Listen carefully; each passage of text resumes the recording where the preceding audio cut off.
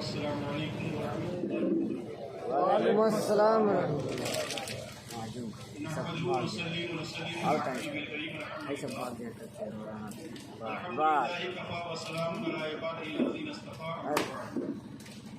اعوذ باللہ من الشیطان الرجیم، بسم اللہ الرحمن الرحیم۔ قد جاءکم من اللہ نور وکتاب مبین، صدق اللہ العظیم۔ آئیے ہمارا اپنی آقا و مولا جناب محمد رسول اللہ صلی اللہ علیہ وسلم کی بارگاہ بے کس پناہ میں ہدیہ درود پیش کریں اور بآواز اللہم صلی علی سیدنا مولانا محمد وعلی آل سیدنا مولانا محمد وبارک وسلم۔ السلام علیکم یا رسول اللہ۔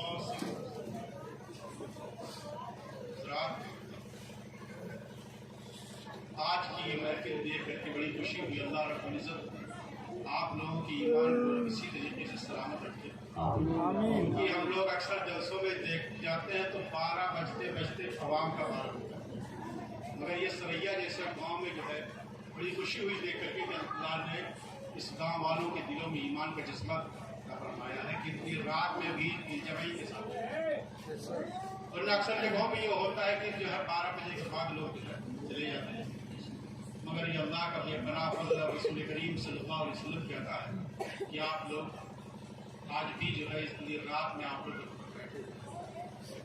پروردگار عالم آپ لوگوں کے دلے میں ایمان کی اور جذبہ عطا فرمائے۔ دیکھیے آج کی یہ محفل آمد رسول صلی اللہ علیہ وسلم کی یاد میں منعقد کی گئی،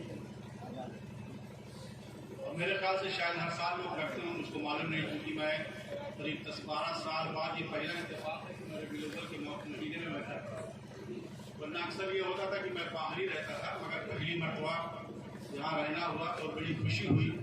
اس علاقے کے بھی مسلمان بیدار ہیں کہ سرکار کی میلاد منانے کی، مگر سب سے ضروری چیز کیا ہم لوگوں کے لیے ہے کہ ہم لوگ دیکھیے تھوڑی دیر کے لیے ہم لوگ اپنے آپ کو جو ہے بڑا جو ہے جذبہ دکھاتے ہیں، کہ جذبہ تھوڑی دیر کے لیے نہیں رہنا چاہیے، ہمیشہ قائم رہنا چاہیے۔ اور تقریر نہیں کرنے کو آپ طرف سے کہا، آپ صاحب نے کہا تقریر بھی مجھ کو کرنا نہیں ہے، بس تھوڑی باتیں مجھ کو آپ کو بتانا ہے کہ دیکھیے ہمیں اور آپ کو کرنا کیا ہے کہ ہمیں زندگی اس طریقے سے گزارنی چاہیے کہ دیکھنے والا دیکھے تو سمجھے کہ کوئی اللہ کے رسول صلی اللہ علیہ وسلم جب تک اس دنیا میں تشریف نہیں لائے تھے، آپ کی تشریف آوری سے پہلے عالم کیا تھا کہ لوگوں کو جینے کا سلیقہ نہیں تھا۔ آپ تاریخ اٹھا کر کے پڑھیے، اگر ایک انسان کا قدم دوسرے انسان سے ٹکرا جاتا تو اس کے خون کا پیاسا ہو جاتا۔ لوگ بچیوں کو زندہ دفن کر دیا کرتے تھے، کیوں دفن کرتے تھے کہ اگر میرا جو ہے میری لڑکی کسی کے گھر پہ جائے گی اور وہ داماد بن کر کے آئے گا تو میری گردن جھک جائے گی، یہ ذہنیت تھی لوگوں کی۔ اور بیوہ عورتوں کو جینے کا حق نہیں تھا، یہ سب چیزیں بہت سی چیزیں تھی۔ اللہ کے رسول جب اس دنیا میں تشریف لائے ہیں، آپ کی تشریف آوری سے ہر طرف روشنی ہی روشنی پھیل گئی، اجالا ہی اجالا پھیل گیا۔ جب میرے آقا اس دنیا میں تشریف لائے ہیں تو آپ جانتے ہیں جب آئے ہیں تو آپ نے اپنے سر مبارک کو سجدے میں رکھا ہے، اور رب حبلی امتی کی صدا اس وقت بھی بلند فرمائی تھی، اور جب قبر انور میں اتارا گیا ہے تو صحابہ نے کان لگا کر کے سنا تھا، تو اللہ کے رسول اس وقت بھی کہہ رہے تھے رب حبلی امتی، رب حبلی امتی۔ اللہ سوچیے کہ اللہ کے رسول کو اپنی امت سے کتنی محبت تھی، مگر ہمارا عالم کیا ہے، ہم نے اپنی زندگیوں کو دوسرے کے طریقے پر ہم نے جینے کی سوچا ہے۔ ہمارا معمول کیا ہے، ہم اپنے نبی کو اپنا آئیڈیل نہیں بناتے ہیں، ہم آنے والے جو ہے دور پہ اپنے نبی کے، اپنے بزرگوں کو، اپنے اسلاف کے طریقے کو نہیں اپناتے ہیں۔ ہمارا آئیڈیل کون ہوتا ہے، اس زمانے کا جو ہیرو ہوتا ہے وہ آئیڈیل ہوتا ہے، اس زمانے کا جو ہے کوئی اچھا آدمی ہوتا ہے وہ ہیرو ہوتا ہے۔ نہیں، آیا ہے کہ من تشبہ بقوم فہو منہم، جو کسی قوم سے مشابہت اختیار کرتا ہے وہ اسی میں سے ہوتا ہے۔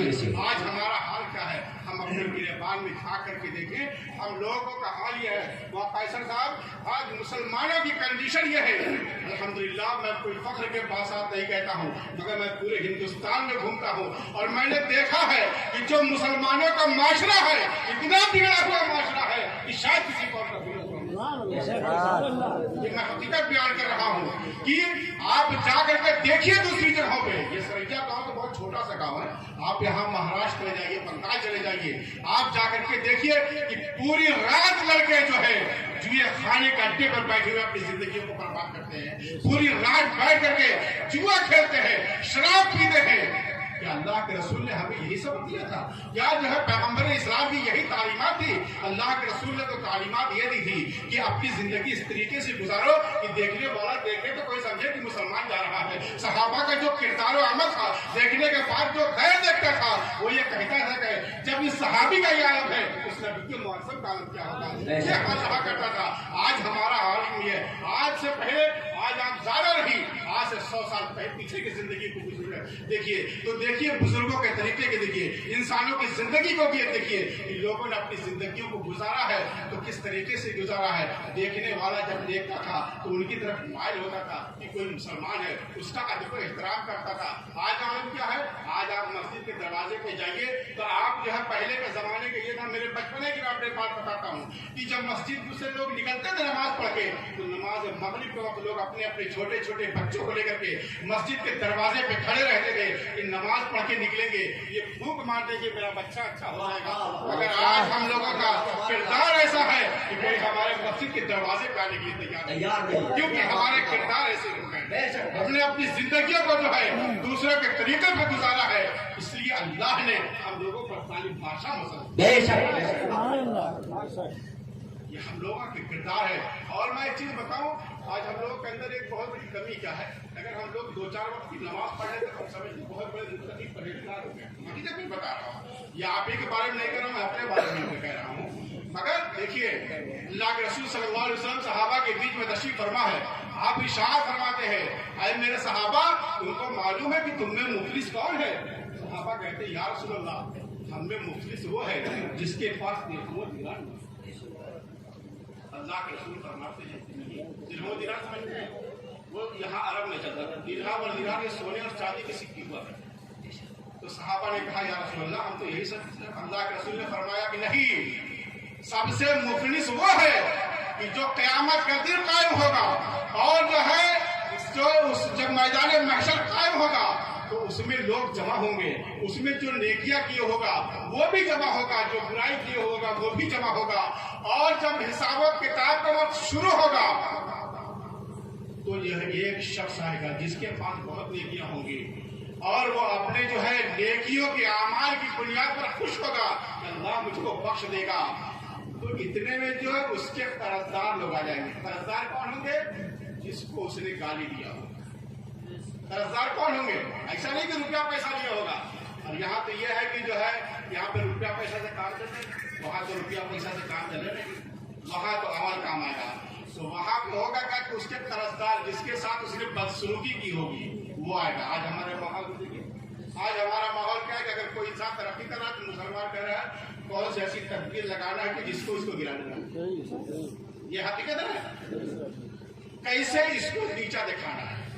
समझ सोचिए, अगर जो है कोई अच्छा अमल कर रहा है तो दुआ कीजिए कि अल्लाह इसके अमल में और बरकतें अता फरमा दे, इसके सत्ते में मेरे भी अमल को दुरुस्त फरमा दे। ये होना चाहिए। तो जब मैदान महशर कायम होगा तो जो है जब हिसाब किताब शुरू होगा तो वो बड़ा खुश होगा, इसी में वो लोग आ जाएंगे और कहेंगे कि परवरदिगार आलम आज यौमुल जज़ा है। और तूने फरमाया कि फमन यामल मिस्काला ज़र्रतिन खैरन यरा वमन यामल मिस्काला ज़र्रतिन शर्रन यरा। अल्लाह आज हिसाब किताब का दिन है और तूने फरमाया है कि जो जर्रा बराबर नेकी करेगा उसको भी उसका अजर मिलेगा और जो जर्रा बराबर गुनाह करेगा उसका भी उसका अजर मिलेगा। ए अल्लाह, इसने मेरे साथ ये सलूक किया है, ए अल्लाह इसने मेरे साथ ये सलूक किया है। तो अल्लाह रब्बुल इरशाद फरमाएगा कि इसकी नेकियां तुम लोग ले लो, लोग ले अब उसकी नेकियां जाती रहेंगी। हम लोग यही समझते हैं जब हमने दुनिया में अमल कर लिया है अब वो अमल तो हमारे मैदान महशर में काम आएगा। अब तो कुछ होना नहीं है, जो होना था दुनिया में हो गया। चूंकि देखिए अमल का जो हिसाब किताब है जब तक इंसान दुनिया में तभी तक उसका लिखा जाएगा, मर गया कहानी खत्म हो जाएगी। मगर जब मैदान महशर कायम होगा तो जब हिसाब किताब शुरू होगा तो अल्लाह कहेगा कि इनके अमाल ले लो, यहाँ तक कि उसके जितने नेक अमल होंगे सब खत्म हो जाएंगे। अब नेकी नहीं बची है, मगर तब भी कुछ लोग आ जाएंगे कि अल्लाह इसने मेरे साथ ये सुलूक दिया है, अल्लाह इसने मेरा हक मारा है, अल्लाह इसने मेरी जमीन जायदाद काटा है। अल्लाह फरमाएगा कि अब इसके पास तो नेकी नहीं, अगर तुम्हारे पास कोई गुनाह हो तो दो इसके सर पे ला, तो उसके गुनाह उसके सर लाद दिए जाएंगे। तो समझो इससे क्या मतलब है, यानी लोगों के साथ हुस्ने सुलूक कीजिए, ये तरीका है।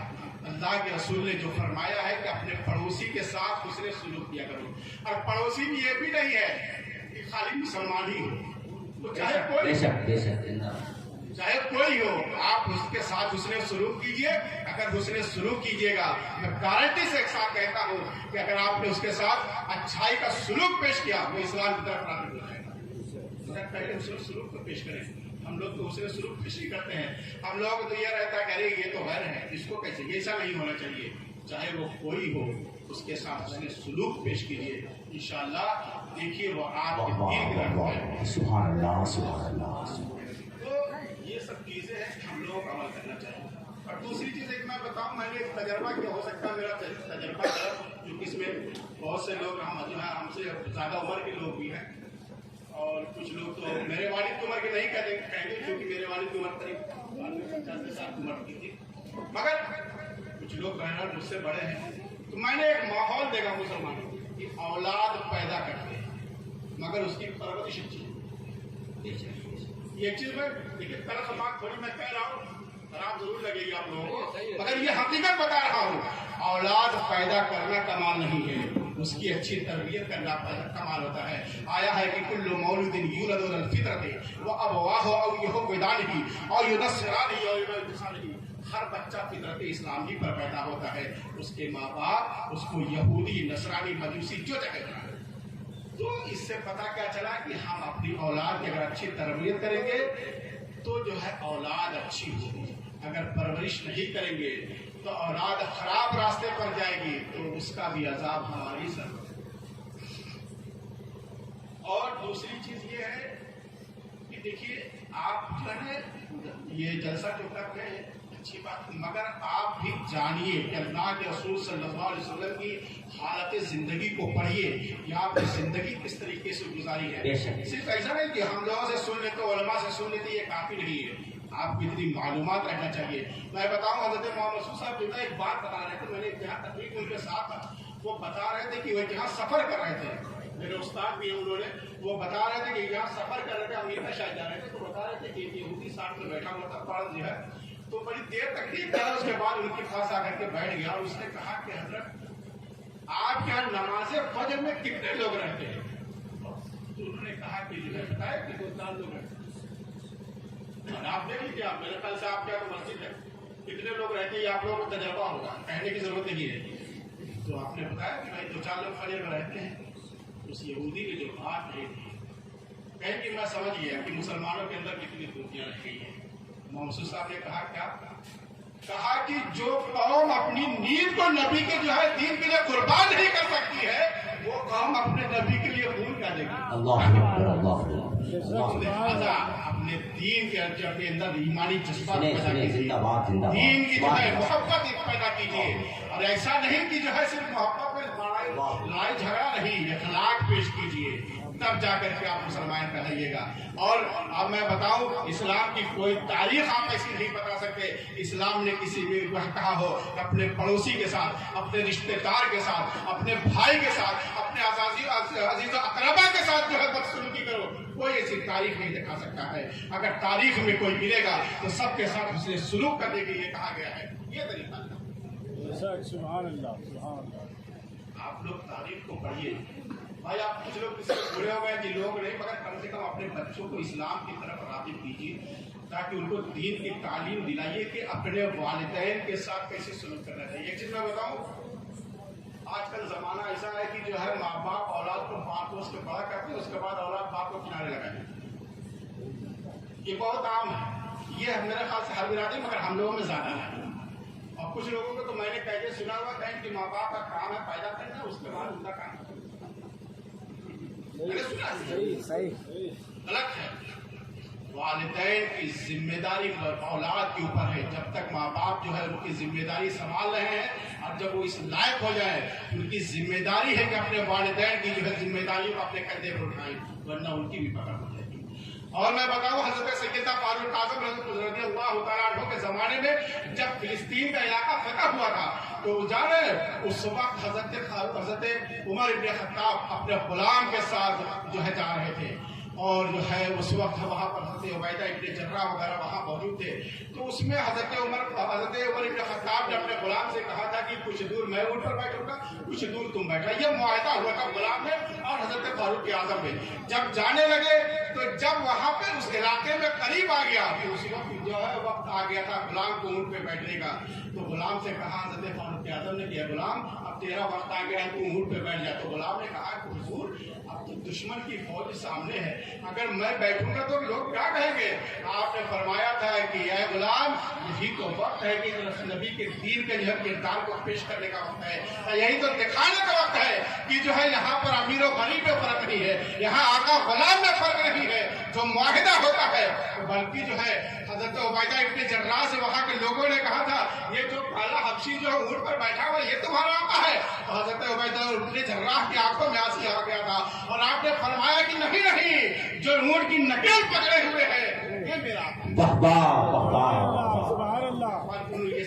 نے کہا تھا کیسے عبیدہ ابن جرح جب تمہارے اس جو ہے امیر المومنین کا یہ عالم ہے، اس نبی کے معظم کا عالم کیا ہوگا جن کی تعلیمات کا یہ طریقہ رہا ہے کہ جو ہے اپنے غلام کو بھی وقت آنے پر اسی کے ساتھ ویسا ہی سلوک کرتے ہیں، تو پھر ہم لوگوں کے ساتھ ایسا سلوک کریں گے. لہٰذا جو ہے اس سے پتہ کیا چلا، ہمیں اپنے نبی کے جو ہے بتائے ہوئے طریقے پر عمل کرنا چاہیے.